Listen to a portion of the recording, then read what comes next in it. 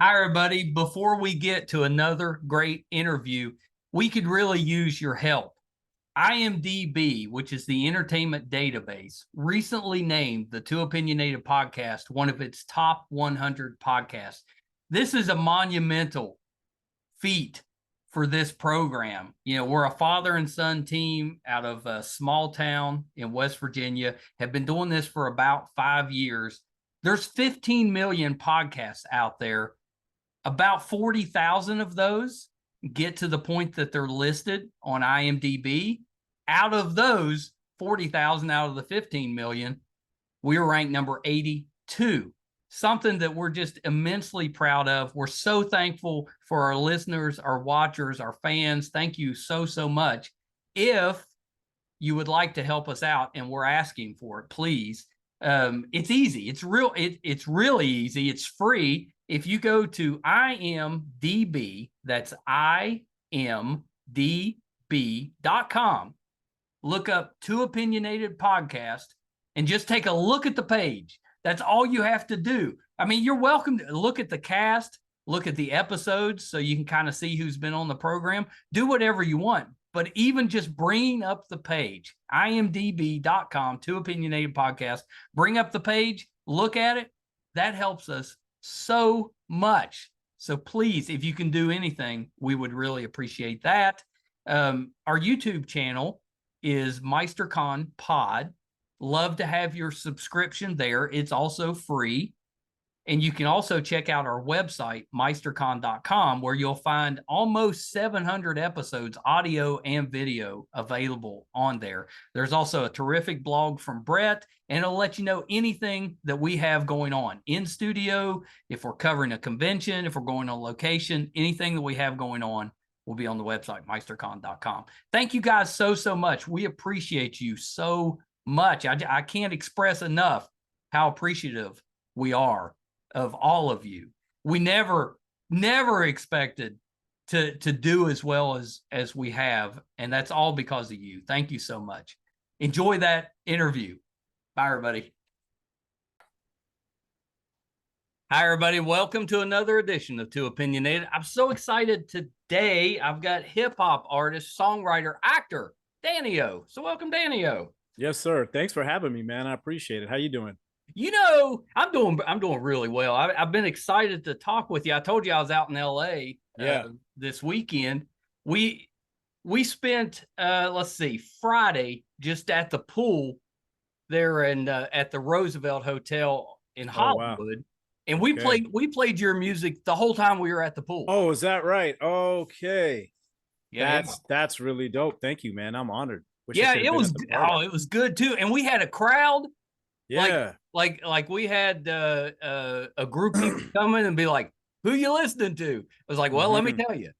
That is really, really dope, man. I appreciate that, especially because it reminds me of something that we often talk about up here in Toronto. And that is, if they only had our music, if they only knew about it, if they could just take a listen, then they'd give us a look, the look that we felt we've long deserved. Yeah, there are many more artists up here than the one that everybody's talking about. But I can tell you that, I appreciate what you did because, like I said, those are the type of opportunities that myself and a lot of artists look forward to, is just getting our music to people who appreciate it and then them spreading it. Because once that happens, usually that's the response is, who's that? And they fall in love with it. Oh, man. yeah, it's good. And I mean, your rapping skills just as good as anybody we have here in the States. It was good. I really appreciate that, man. And I'm like a longtime veteran, brother. Like this past weekend, you were in LA. I was in Ottawa, capital of Canada, and doing the Cranium Conference, which is a yearly event that obviously brings artists together and networking opportunities, showcases, panel discussions, etc. I was on one, and I was reminded that on the 4th of May, I technically recognize that date as my anniversary when I got my career started. Because as a kid, I entered a contest on a television show in Toronto. Used to be called Electric Circus. It was a dance show, but they had a rap contest. That was on May 4th, 91. So it's 33 years, bro. And, like I said, that just goes to show you, like the amount of work I've done, but also the amount of work I need to do. So, like, again, you helping spread the word is a big deal to me. And I wasn't even listening to the new stuff. Oh, really? This one coming out, is going to be your 6th album. Yes. You know, you've Yes. had a ton of stuff out there already. Yeah, and that's true. And it's my 6th solo album. I mean, I've done records as part of a group called Perfect Strangers, an EP with part of my crew, Monolith, mixtapes that if people check me out online and just punch in Danny O, Dan-E-O, they'll find mixtape. So there's a lot of material out there. We haven't even talked about my features and everything else. But yes, Vigilante is album number 6. And I'm excited about it because it's my best album as well. Yeah, yeah, and we got to get into Vigilante, but before Yes, we sir. do, Yeah. tell me a little bit, because I think it's a really interesting story. Tell me a little bit about what got you into music. How'd you get started? Sure, man. Well, to really tell the story, I got to go back to when I was like 5 years old, Yeah. because that's when Michael Jackson's Thriller dropped. Oh, I remember Thriller. I was Of more like course. 15, but Is I that right? remember. Yeah. But and who doesn't, right? I mean, my daughter is 10 and she knows the album and Yeah. she's a fan of the music. So you know, you remember it as 15. At 5, I was like, this is what I want to do with my life. You know, I was a kid who was into records. And I Yeah. had like children's records and Disneyland storybooks, types of things like that. But my parents' record collection, you know, I would be playing those records too. So when Thriller came out, that was like the first big people record that I had. Like they gave it to me like it was a Christmas present. Like this is your own record. And I'd studied albums, man. I looked at the back. I looked at the liner notes, the production, you know, the producers, Yeah. the track list, and it just I was enthralled by the concept of it. And I've always wanted to do it. I started drawing records. So at 5, I knew what I wanted to do with my life. At 10, I discovered hip hop via the Beastie Boys' License to Ill album, which, believe it or not, was played by my grade 4 teacher on a camping trip. And I was like, what is this? And then I pivoted, man. I kind of figured Changed your life. I really can't sing and dance like Mike. So I think going in this direction was the one for me, and I've never looked back. Well, I was going to bring up the fact that your rapping reminds me of the rap that I listened to in college, which would have been late 80s, Yeah. early 90s. That Mhm. is that intentional, or is that just because of what you were listening to, it just kind of developed that way? Yeah, no, you nailed it completely. It's absolutely, unquestionably the era of hip hop that most influenced me, because you are talking about the era when I was just getting into hip hop. So learning about the music, the culture, and the artists who ended up becoming my favorite were the ones that I considered lyricists. I grew up considering Big Daddy Kane, Cool G Rap, and Rakim my Yeah. personal holy trinity of lyricism. So that contest that I spoke to you about, which just so happens to be like the oldest available footage of me in the world. It's on YouTube. It's a song called Can't Test Me. And the group was called Partners in Rhyme. And it was just me doing a Big Daddy Kane impression, if I'm going to be honest. Everything from my hair was in the high top cameo to the rap style. And I loved multisyllabic raps, rhyming patterns. You know, back then, hip hop wasn't this thing that made people rich.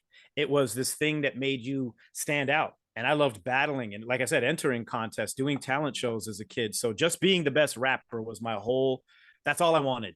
And all these years later, as I continue to construct music as an artist and have tons of experience under my belt, I can still say that I write every song with the intent of making this the highest quality lyricism possible.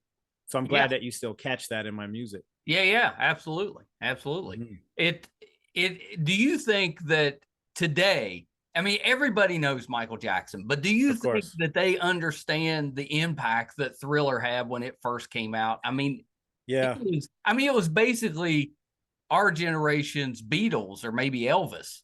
Well, yeah, exactly. And so I'll answer your question in 2 ways. Because of the way technology has completely evolved over the years, number one, to answer your question, no, I don't think the current generation can get an appreciation for it, because Michael blew up with no social media, with Yeah. no, you know, there was no YouTube, none of that stuff, no easy access to all of the content that we have today.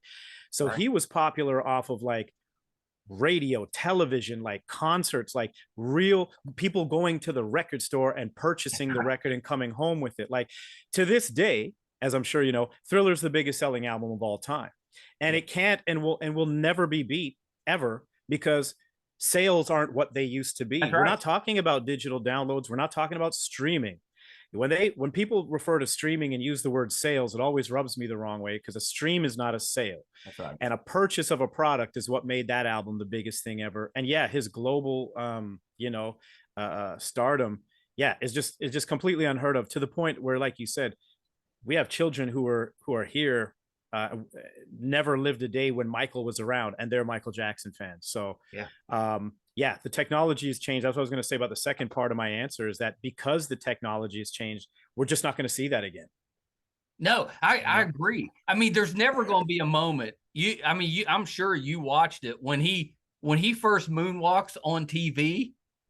I mean, people went crazy. the moonwalk movement, of course, that moment, I should say, and not to mention what he did with music videos. There were these mini movies that literally had worldwide premieres on television.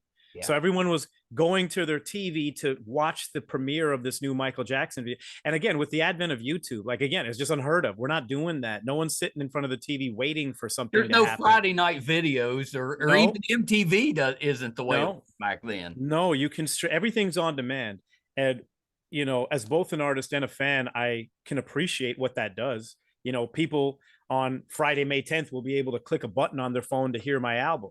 But at the same time, I'm very appreciative of those who want to pick up the vinyl copy or the CD or the actual product that represents them owning the album. So yeah, things have completely changed, man. There's no way to replicate the 80s and 90s. No, there's no way, which is probably why there's so many of us that are nostalgic about that time. Oh, totally. Yeah, it's because it's like I said earlier, as a kid, I fell in love with records, not just because I love music so much, but whatever it means to place a record on a turntable, drop the needle on it, watch it spin, and stare into an album cover as the music enters your ears. That's just not an experience people are doing really that much anymore, and certainly not our younger generation. So again, the technology has changed to benefit us in many ways, easy access to what we're looking for, but it does take away some of the experience. And to your point about Michael, just how much it took for an artist to blow up back then is just so much different now than the amount of content that's easily uploaded every day. That's right. It's just different. It's just different. That's right. Pros and cons to it for sure. Yeah, absolutely. Mm-hmm. So we got to talk about the new. Oh, I'll give you one more quick Michael Jackson story. Okay. This one it cracks me up. So I'll tell you. So the first concert that I saw live was a Kool and the Gang concert. Okay. All right. So leading up to the concert, there was a rumor that he was going to have, or Kool and the Gang was going to have, a surprise opening guest. That was the rumor. Nobody knew who it was. I'm not sure anybody really cared, but that. Yes. Well, so when it's time for the concert to start, we still don't know who's opening for Kool and the Gang. Right. So the lights go down, you know, the curtain closes, and they start playing Thriller. And you've never seen an auditorium full of people. Right. They lost their mind. Absolutely, as I would have. And that curtain starts to open up, and people are freaking out. I mean, crying, they're freaking out. Yeah. Curtains opens all the way up. Nobody's there. Right. Lights come back on.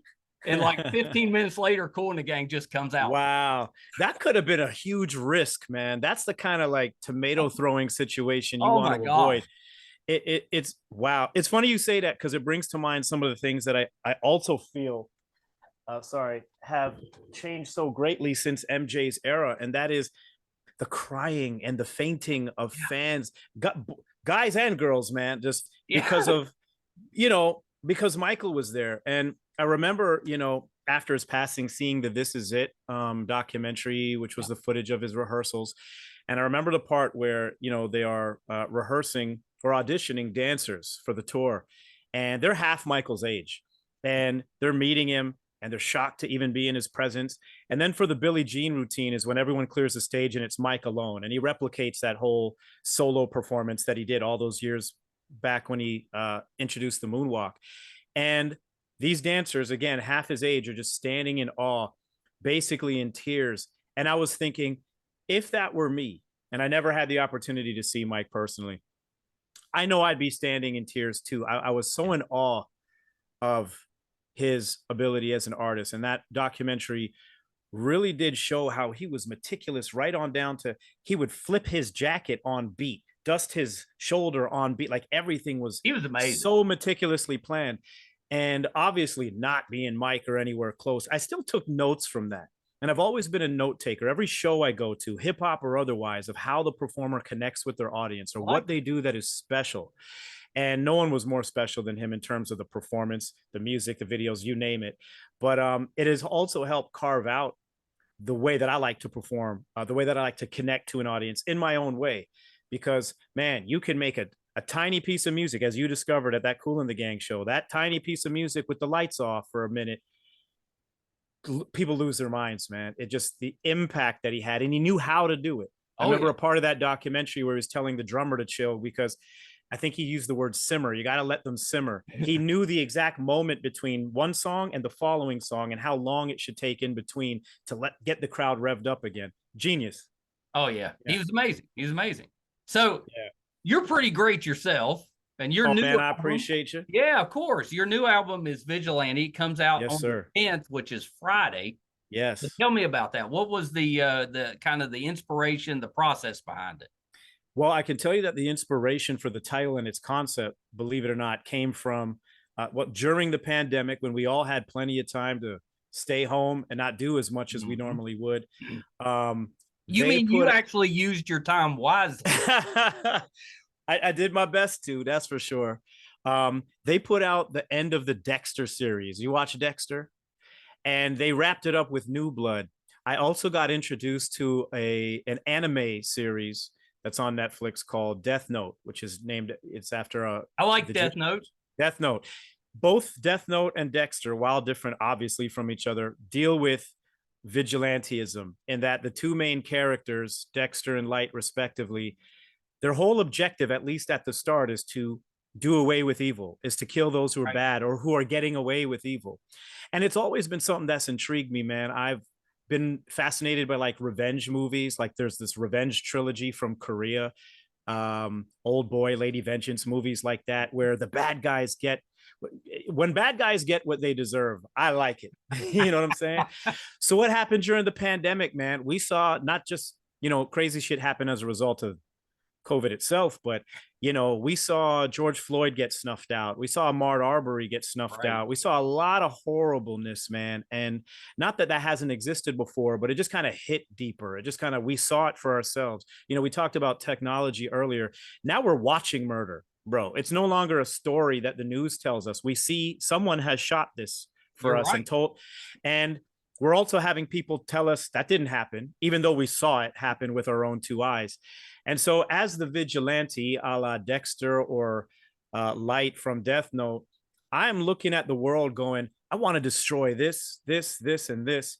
And lyrically, as a musician, I feel like, what's my place as an MC? I grew up, we talked about our influences from the 80s and 90s. I grew up on NWA, on Public Enemy, on Ice-T, on X-Clan, and I learned a lot of stuff. I learned a lot about different happenings in the world, the advent of the civil rights movement and certain leaders, or even things that happened, racism, the Rodney King. These are things all found themselves in hip hop songs. So what I'm doing as a vigilante is I'm attacking the ills of the world in my way. The album content deals with the way in which people use social media, which is sometimes in a harmful way. I speak out on gun violence. I speak out on anti-Black racism. I speak out on self-hatred within the Black community. I speak out on jealousy and its destruction of relationships. And I also talk about my own lack of self-worth and battling with mental health issues in an effort to overcome it all. If you look at Vigilante like an album, like a movie, the album has its beginning, middle, and end. And obviously there's an introduction to the vigilante, but he goes through this entire process, and I attack all of these things, all in an effort to win in the end, to overcome my own mental health issues, but to help the world recognize that, if we band together, we can work towards betterment. Not to be corny and say heal the world. Again, I'm not Michael Jackson, but that's what the Vigilante album really all comes down to. Yeah, I love that because it's very enjoyable, but it's got a message. It's like when I listened to it the first time, it's really just, I was just enjoying the beat, the rhythm of it, and just enjoyed it. But when I listened the second time, that's when the you start hearing a little bit about the message, and it makes you think a little bit, which is not easy to do, to put out something that's enjoyable and also get you thinking. I appreciate that. And that was my objective. And I'm happy that it worked and you felt that, because obviously I want to make enjoyable music. At the end of the day, I am a musician. I'm making music. So between the lyrics, the production, the hooks, everything that makes it enjoyable to listen to was a mandatory part of the process. I just got to a point in my life, obviously, I'm old enough, experienced enough, where I'm like, what do I stand for? What am I about? Right. What's my music about? So do I want to write dope raps? Of course. Do I want people to herald me as a top MC? Earlier, you said, I can stand with the best of them in the game. I appreciate that. I have that as one of my objectives as the vigilante on this album. Some of the songs are directed towards whack MCs. I mean, what's MCing without dissing whack MCs? You have I'm from that school. Yeah, I'm from that school, man. But obviously there's so much more going on in the world. There's so many things that, are even more important. So as I mentioned those artists earlier, the artists, I mentioned Big Daddy Kane earlier. He had those songs where you like, he was speaking out against certain things. So why not entertain the world while educating them about some things and getting people to think? Because to your point, one of the best things about the product is that it takes several listens. Enjoy it the first time, pick up some messages the second time, the 17th time, something new hopefully comes out. And I craft my music that way, and hopefully that's the response it gets. Yeah. And I think it will. Your rapping, to me, very smooth. Like, it's difficult sometimes, some rappers, you might have a little difficulty understanding all the words. I didn't have any trouble. You're very clear, very succinct on every single word. That's not easy to do when you're talking fast and spitting a lot of stuff out there. Right. Thank you, man. Yeah, it's part of my craft too. I agree with you. There are times that I think even dope MCs, like, some of it gets missed in their, sometimes it's pronunciation thing. It could be an accent sometimes for certain people. Yeah. But I definitely pride myself on being able to communicate that message in as dope a way as possible. But yeah, clarity. I'm big on that. Because again, if I have something to say, if you can't tell what I said, then that's a problem. And I had to learn that, man. On my first album, we're going back 24 years, as proud as I am of it as a teenager turning into his 20s, putting out an album of high lyricism. In retrospect, if I listen to some of that material, I'm like, ooh, I could have been clearer. I didn't need to say as much as I did. That. Yeah.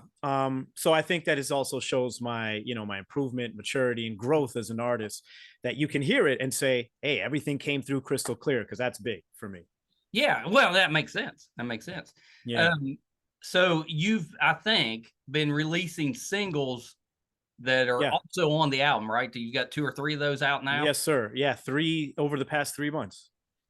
Yeah, well, those are really good. I think that Supreme was that's maybe the most recent one. Yeah. Who's rapping with you on that one? Yeah, I'm glad you asked me that question. That's my brother Nish. So I'm from a crew called Monolith. We're we came up in the 90s as well. We've literally been together as of actually this year 30 years. Wow. So we would get in circles here in Canada, the Canadian Wu-Tang is Monolith, and we didn't quite, work together in the way that we could get to a level where we'd be recognized as a Wu-Tang from Canada. But we essentially are and were still crew.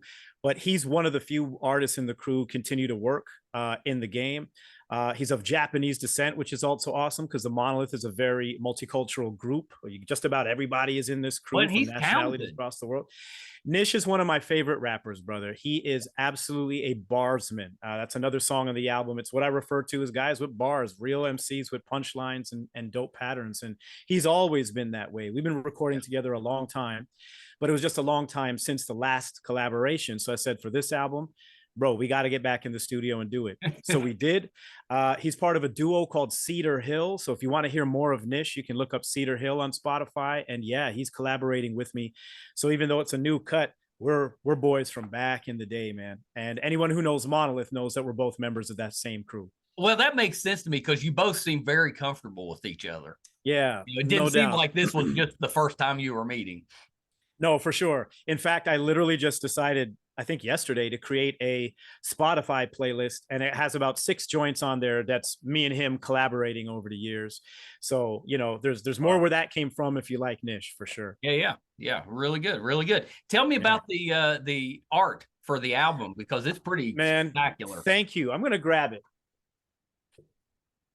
I appreciate you asking that question, because I know the light might reflect a little bit. Hopefully it won't look too bad here. No, maybe this will be better. I'll hold it up. Yeah, that looks a little better there. Yeah. So I'm glad you asked me about this, man. This is my favorite album cover, on top of it being my favorite album. Shouts to my man Doug Knight of Cross Eye Comics. If you go to crosseyecomics.com, it's got a comic book feel to it. Yeah, and that's exactly what he does. Amazing thing about Doug Knight, he is legally blind, believe it or not. Amazing. And he created this cover off of what was in my head. And what was in my head was a lot of the things I discussed with you earlier about the concept of the album. On this cover, you'll see elements of social media, like the graph of the emojis. You'll see the plug in my hand, because I've unplugged this Klans member from the world as he is hanging by his phone charger and a smartphone that's actually taking his selfie. He's also hanging from a branch that replicates, if you can see it, the branch itself looks like, I believe that's an AR-15. It's some kind of firearm, which is basically. I didn't notice it until you pointed so it out, but to your point, brother, this goes right back to that old school thinking. I hope people listen to the album and stare at this like I did as a kid. Look at the album cover as you listen, because there's elements of several songs in this cover, and that I'm attacking racism, gun violence, social media, and a lot of these things that are just harming us, both physically and mentally and emotionally. And as you can see, the vigilante's coming away having left in his path the destruction of all of this evil. So I gave that information to Doug Knight, told him what I was looking for, and he brilliantly came up with, this was almost like precisely what was stuck in my head. I can't draw to save my life, and that's what he did. So that's the artwork there. And I know it's provocative. Even when he was creating it, he's like, you think this might, cause any issues? Like, you're literally lynching someone on your album cover. Right. I'm like, if people have a problem with an animated, not even animated, an illustrated Klans member being lynched, my response is, do you have a problem with the actual Black people that were lynched? Because that's my problem. And this is my message about that problem. So thank you for asking, because that is a huge part of the entire product, is the visual that goes along with the music. It's very eye-catching. It grabs you when you see it. And you're right. Like, I remember those days. You get the CD especially, but albums too, and you open them up and you have the little booklet or whatever in there. Right, exactly. With the lyrics and everything like that. And that was part of the fun as a fan. It definitely was part of the fun, for sure. And I can tell you that as an artist, as much as I'm well aware that we live in a streaming society, I did do a limited run of vinyl and CDs. Available now. You can pre-order it from dannyo.com. If they're not in stores near you, because I know that they're being shipped worldwide to whoever orders them. But to your point, it is also part of the experience for me. I love to take in music, but if I get to have this product in my hand and look at the artist's vision, that's both visual as well as auditory, and it's a heightened experience. Yeah, that's awesome. That's so cool. Do you play any instruments? Bro, I wish, man. I am. See, I'm embarrassed to say that. Although it's kind of on my bucket list to learn the drums, because I drum on everything and anything I can get my hands on. When you put me in front of actual drums, it becomes a little bit difficult for me. Man, I attempted the guitar as a kid. So you had an interesting Michael Jackson story. I'll give you one quick one. Okay. The Jacksons came to Toronto for a couple of shows during their victory tour of '84. I was in grade 2, and my dad didn't take me. And I told my class that he did. So I was a lying ass grade 2 student. Don't ask me why. But I also told them, you're going to love this. I also told them that I played the guitar solo in Beat It. And because I could air guitar the hell out of it. That's not an easy solo. No, it's not. I also told them I got paid $5, because in grade 2, that was a lot of money. A lot of money back then. But Interestingly, was $5 more than Eddie Van Halen got to actually play the solo. That being said, they believed me, and I started feeling myself like I'm going to play the guitar. So believe it or not, even with a fro, I attempted to grow my hair long in the back because, you know, guitar hair, you know what I'm Of saying? course. And I took lessons. 10 lessons later, I was like, no, no, man. I would spend about a half hour trying to reposition my fingers, and then I'd strum the guitar Well, and it would sound exactly as it did. Yeah. Listen, some of us were made for certain things that's and right. not made for others. I know my lane. I found it. And unfortunately, I don't play an instrument. Not yet, anyways. Drums is on my to-do list, but I tried the trumpet in school, guitar as a kid, and big time flop for both, Something to unfortunately. be said about not wasting all your energy on something that you're obviously not really good at. You know, maybe put that No, energy towards something that's your talent. for sure. And I think that's the point for a lot of artists. I mean, a lot of us would love to be able to. I wear a lot of hats in the game. I mean, as you mentioned earlier, I'm an actor. I also do songwriting teaching here in Toronto. So I bring hip hop to youth programs, arts Yeah, programs, and schools. I bring kids into the studio to record their own albums after they've that's participated cool. in my workshop. So I've always, as you might be able to tell, my mom says I should have been a lawyer because I talk too much. So I'm very expressive and passionate about what I do. So being on the mic, hosting events, performing, teaching, that's my lane. And I think it's important to understand what your lane is, because sometimes the way to succeed is to go, this is what was meant for me. This might be fun or whatever, but it's not me. Like, I've made beats. I'm sitting beside an MPC 2000. I can make beats. Is production my forte? No. I know who to go to that they can handle their business better than I can, and I'm okay saying that. So, yeah, man, know your lane, and hopefully you'll win the race. That's right. That's right. Yeah, Yeah. that's actually really good advice. Well, so talk a little bit about the acting. So what got you interested in that side? Was it connected to making videos for the music, or is this like a separate interest? You know, I've been interested in the acting world probably as long as I've been interested in music, because to me it always went hand in hand. You know, you and I talked again about Michael Jackson's videos. I mean, Thriller was a short film. So does he sing? Absolutely. Does he dance? Sure. Does he act? I mean, there was acting involved in that. And every Absolutely. time I watched a TV show or a movie, I kind of got excited to do the same thing. My brother and I would just like mess around and make up our own little acting scenes. Or when I went to drama class in high school, I'd be making up my own characters. So I was never kind of not acting. I just never really took it serious until about Right. 20 years ago, when I realized the obvious crossover between being a musician and an actor. You're performing, you're in front of a camera, you're in front of an audience, and started taking it seriously, taking acting classes and things of that nature. Because before that, I was just kind of auditioning for hip hop based Right. productions, commercials, or what have you. Um, yeah, but I took what was an interest and got all serious about it because I figured, you know what? Once again, I think this is a lane for me. Um, and it's a grind. It's just one of those things, man. As an independent artist out here, you're continually grinding, and acting is a grind because you don't have a job. You're always auditioning, which means you're Right. always on job interviews, right? You're always, Well, unless you're basically contract work. all the time, and you don't have a job until you work to get that job. So I continue to audition and do gigs here and there, but yeah, it's always been part of my love for the entertainment game. Music obviously being sort of in the driver's seat, my number one passion, but Of course. they've been side by side for a long time. Have you ever done like theater? I haven't. Good question, because it is a different animal to do theater, right? Like, my daughter loves theater. I take her to musicals all the time, and one of the things she pointed out, which is absolutely true, and she's fascinated about it, is you can't pause, you can't rewind. This is live. It's Right. exactly what you're seeing from top to bottom. There's no second take. So, uh, in a way, there's something that I can obviously align with being a musician who performs live, because that's what my stage show is. You perform live. You don't pause, rewind, or do a Right. second take. So it is interesting to me. I haven't done it yet, but I have such a respect for it.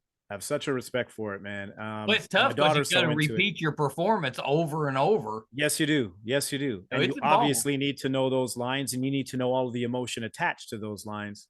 So yeah, no theater as of yet, but who knows what's in front of me? We'll see. Yeah, that's awesome.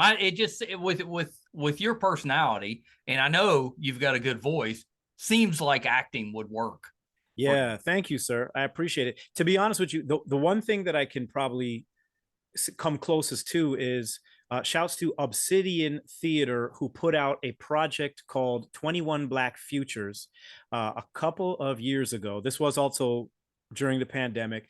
And it was a Canadian theater production that did a theater to television. So it was Yeah. made for the screen because pandemic, no one's going to the theater, right? And 21 Black Futures were 21 short pieces written by 21 Black playwrights, uh, directed by 21 Black directors, and performed by 21 Black actors. Mine is called 40 Parsecs and Some Fuel, and the entire dialogue is rapped. And it's about a story of an engineer, a little bit of a futuristic story of an engineer who's working on this spacecraft, Mm-hmm. and decides to just take the spacecraft and leave Earth to locate a planet where racism doesn't exist. So super interesting concept. But the fact that I was able to put, it's like a one-man performance, right? It's like a Yeah. 9-10 minute piece. All the dialogue is rapped.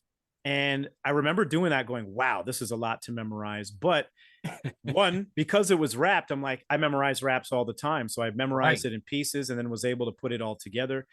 And I realized, yeah, not just rapping, but if I can do that, then I think I can not just memorize dialogue, but get an idea for how to memorize dialogue for an entire show.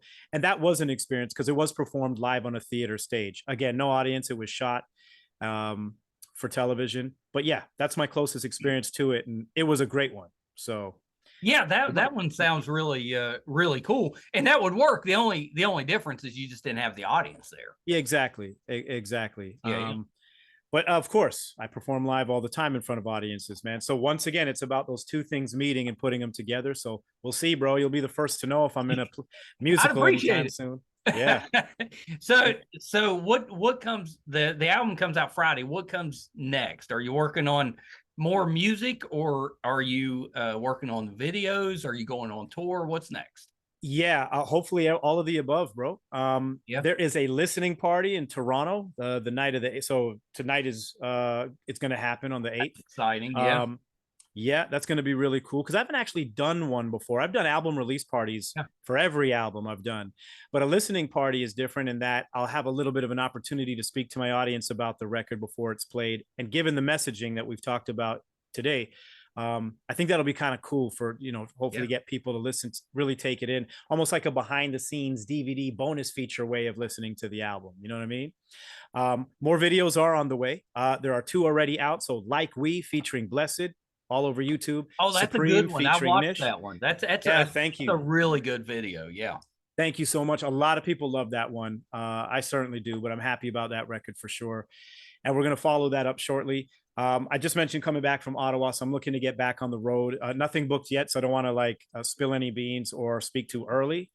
So yes, videos, singles, touring, all of that you can expect. And when it's happening, bro, again, you'll you'll be among the first to know, Yeah, man. I appreciate that. So is No problem. any plans to eventually come to the States and do a little For tour? sure, that's part of it too. I mean, you mentioned new music. Like I'm always working on new material too. I Mhm. have actually two different irons and two different fires as far as projects goes.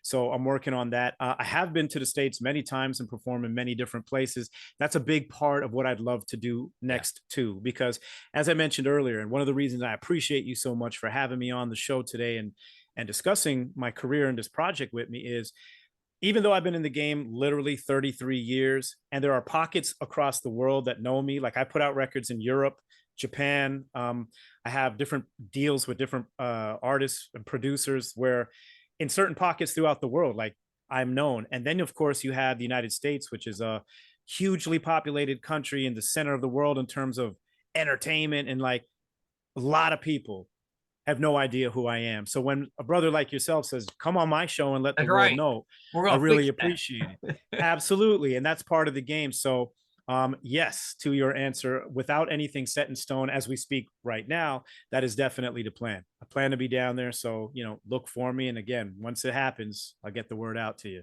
That's awesome. That's awesome. Well, Danny-O, thank you so much. Your music is really, really good. Your Thank you, rapping man. is awesome. Your songwriting skills are obviously pretty strong. I appreciate that a lot, man. And again, that I think speaks to the maturity. I remember when I started this thing, it was all about the raps for me, Yeah. rap. Like I just had to have the craziest lyrics. And obviously, after all these years of experience, it is about crafting good music. Is there a message in there? Sure. Even if you don't have one specifically in mind, what's this going to sound like to your listener? So from the hooks to the production itself, everything needs to be married to sound beautiful. And I think I really believe I've done that with the Vigilante album. I believe these are the 12 best songs of my entire career. So yeah, thank you for all of that, man. I greatly appreciate it, man, because after working on this for the past few years, getting feedback like that makes it all worth it. Yeah, it's a great album. I Thank really you. enjoy it. And my wife has been with Live Nation for like 25 years, Oh, and dope. she loved it. Dope. So Very cool. I was like, she's my expert. If she likes it, it's probably pretty good. Okay. I can work with that. I'll tell her thank you as well. Yeah, I will. I will. So a couple quick things before I let you go. Mm-hmm. I think we touched on everything, but anything else that you're working on that we can kind of keep an eye out for? Well, everything that I'm working on is so brand new right now because we literally just finished I'm literally starting really the promo for this album. The album's up Yeah, you're clearly just getting finished and ready to started. come out. Yeah.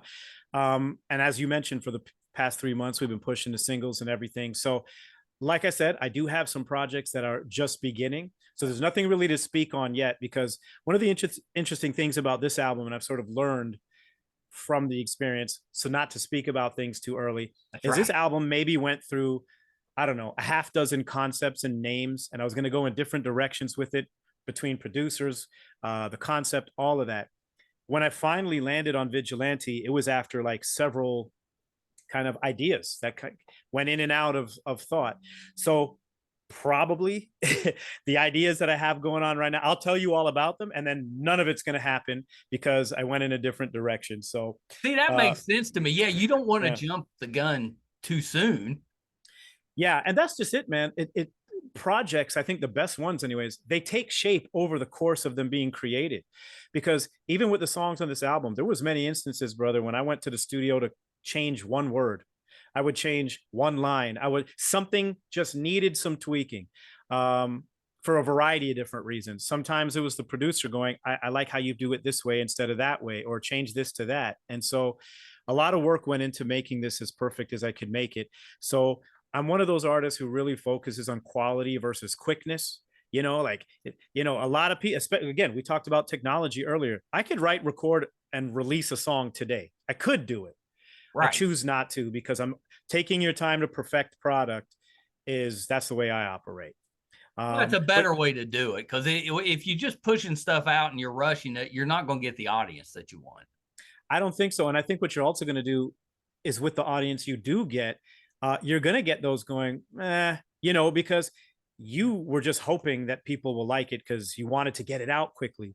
But if you were really, and again, this is literally me teaching. This is what I do in my workshops because, for example, I just started a workshop in April that culminates with a studio session in September. So I told all my participants, I'm like, that's how it works. We're going to go from April to September to make sure the songs we write are studio ready. We could write and record them today, but I promise you the difference between what that will sound like and what it will sound like in September is going to be huge. And I take them through the process so they can get a better appreciation for the process of creating the art that is music. So I practice that obviously as well as preach it. But you covered a lot, man. So I really appreciate that again. And what else can I say except Vigilante is out Friday, May 10th. Of course, it will be streaming everywhere. So wherever you listen to music, Spotify, Apple Music, you name it, it will be there. And if you're an old school head like myself, I like my man Michael, hey, the CD and the vinyl is available. DannyO.com, Dan-E-O.com is where you can get it. Love it. Love it. Okay. Yeah. I guess the last question I have, you've hit the website. Yeah. Maybe go over your social media before. Oh, sure. Yeah. Social. So it's Danny-O without the dashes. Social media tends to not be into dashes. And people always misspell my name. That's my fault. I spell it Dan-E-O. There's so many variations of it. Here's the variation you need. Daneo, Daneo, without the dashes. 1010. That's me on Instagram. My brand new TikTok, which I barely use, but I'm working on it. That's right. Daneo Twin. TikTok's a tough one. Yeah, it's interesting though, because what I love about TikTok is it lets me, this goes to show you how bad I am with tech, but I've discovered how to use captions. So now I drop a lot of bars on TikTok so people can read my lyrics. And I'm like, I'm into that. So anyway, Danny O1010 is how you find me. That's awesome. Well, Danio, thank you so much. And open invitation when you're ready or you got something new coming out, come back and talk. Bro, I will be back, man. I really appreciate that. Thank you. Let's hit each other up on social media and stay connected, because I'm happy to send you everything that I got going on so you know about it. And yeah, let's do it again. Love to. Yeah, that sounds awesome. Okay, hold on one second. Hope you enjoyed that, Danio. Do yourself a favor, check him out this Friday, May the 10th. Of course, when you're listening to this, May the 10th will be a couple of days past, but definitely close enough for you to enjoy the music. So the album is Vigilante. Definitely go and give it a listen. Danio, one of the better rappers that I've heard. We definitely need to give him some love here in the States, because he is a talented guy. So I hope you enjoyed that. Apologies. Those of you that have been watching the show for a while know that I've been suffering through some medical issues the last several months. So I had a little moment there where I got a little choked up, and apologies for those that are watching, because you're going to be able to see that. You might not catch it on the listening side, although I think I did cough a little bit. So working on the medical stuff. Hopefully we'll get that behind us at some point, but apologies. We talked a long time about Thriller, and I remember, those days. I was a young teenager, spent a lot of time at like the skating rink and the local pool, and they played Thriller and the songs from that album just all the time back then. So definitely good memories about that. My first LP or a vinyl that I actually paid my own money for, it wasn't Michael Jackson Thriller. That was actually my younger brother. That was his first album. Mine was Lionel Richie. I think that album was titled Truly, which it's a great album, especially if you're a Commodores or a Lionel Richie fan. If you guys are finding us for the first time, thank you so much for being here. We definitely need your support. Our YouTube channel is MeisterCon Pod. Please subscribe. That would help us out a ton. Our website is meistercon.com. You can find almost 800 episodes, audio and video, on there. So please check us out there. If we're doing anything in studio, covering a convention, going on location, anything we have going on will be on the website, meistercon.com. So please check us out there. Thank you guys so much. Till next time. Bye, everybody.